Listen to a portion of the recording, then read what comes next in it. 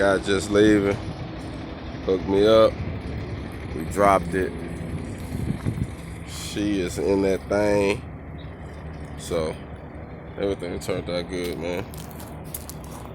We got our distance. We got our separation. We can get to everything good. So everything can get to. So, you know, it's going to be all right, man.